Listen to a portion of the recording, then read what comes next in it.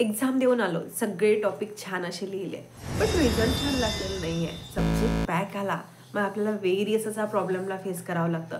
Like चेकिंगला द्यावं लागतं, backlog द्यावं लागतं, किंवा एखादा सब्जेक्ट तुम्हाला अवघड वाटतो. नवीन subject, new tricks, new syllabus, आणि यामुळं काय होतं की जे काही पेपरमध्ये आपण स्वतःला प्रेझेंट करायला पाहिजे ते करत नाही, आणि यामुळं आपला रिझल्ट गोंधळतो. किंवा सगळ्यात मोठं र्युमर सिनियरकडनं ऐकलेलं असतं की 10 मार्कचा क्वेश्चन असला तर तुम्हाला किती पेजेस आन्सर लिहावं लागणार? 10.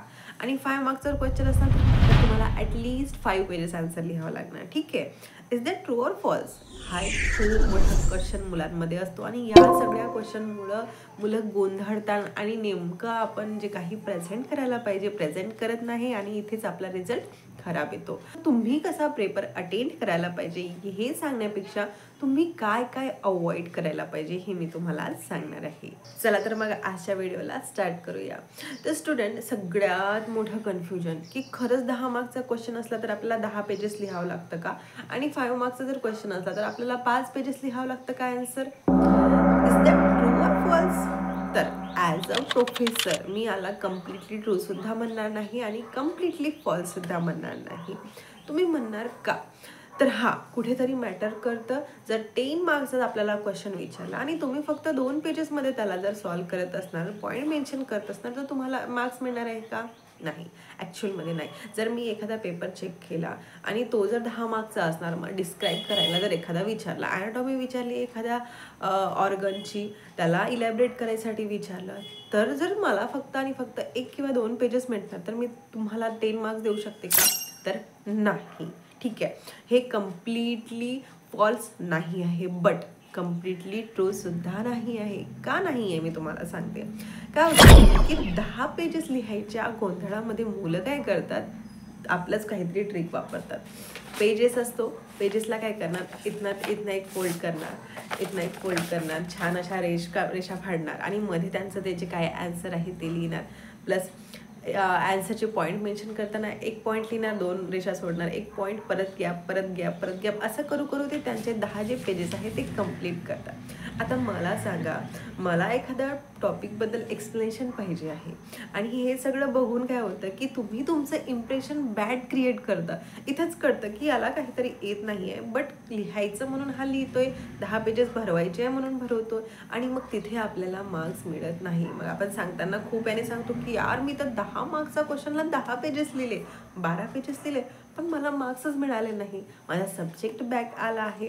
आणि असे खूप असे प्रॉब्लेम मुलांमध्ये बघायला मिळतं.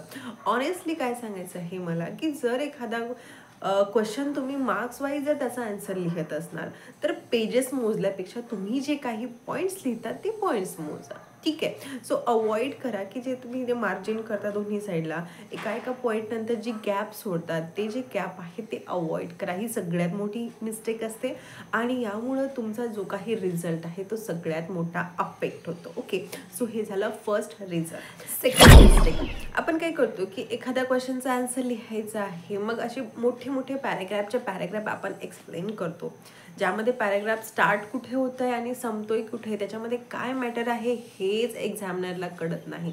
जेव्हा तो चेक करतो तेव्हा त्यालाच प्रॉपर रीड करता येत नाही, किंवा आपण जरी आपला स्वतःचा पेपर बघितला तरी आपणही ते पॉईंट वाचू शकत नाही, दुसऱ्याला एक्सप्लेन करू शकत नाही.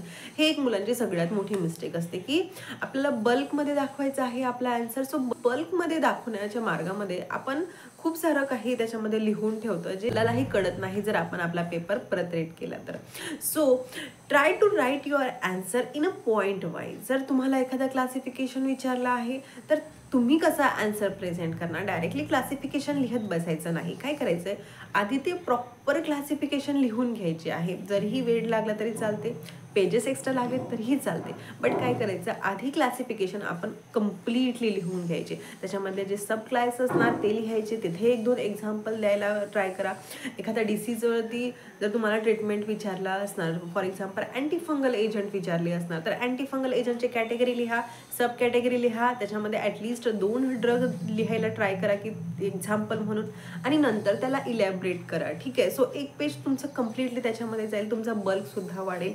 आणि जेव्हा तुम्ही त्याला इलॅबरेट करता, सो पॉईंट वाईज जो काही तुमचा एक्झामिनर आहे तो चेक करणार.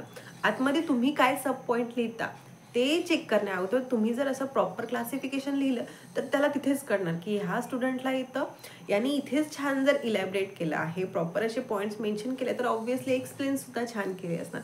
सो तुम्ही काय 1-2 मिस्टेक जरी केली असणार तो त्याला अवॉइड करतो.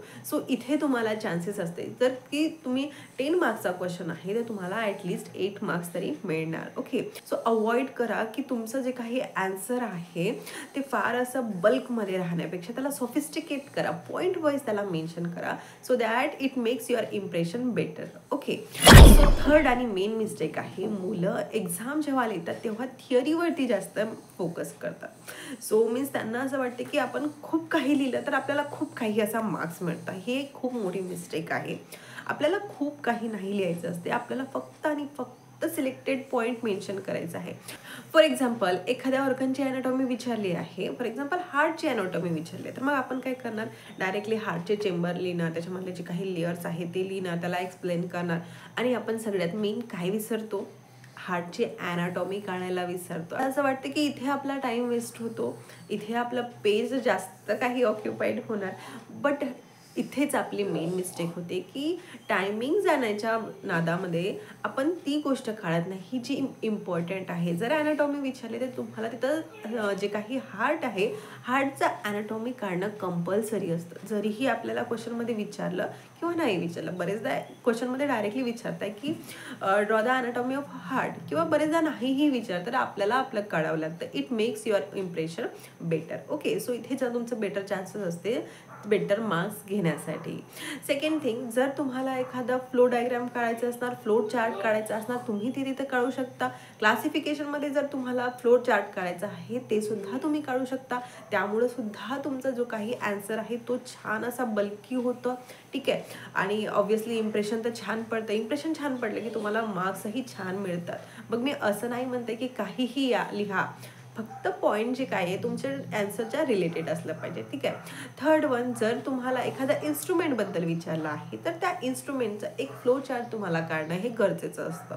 मुलं ह्या गोष्टी करत नाही, ह्या मिस्टेक करतात की ते फ्लो चार्ट काढायला विसरतात किंवा टायमिंग पुरणार नाही या भीतीने तो काढत नाही. सो इथेच गोंधळ होतो आणि इथेच आपले मार्क्स कट होतात. इन्स्ट्रुमेंट विचारलं तर एक थोडं रफली का होईना पण इन्स्ट्रुमेंटल डायग्राम काढा.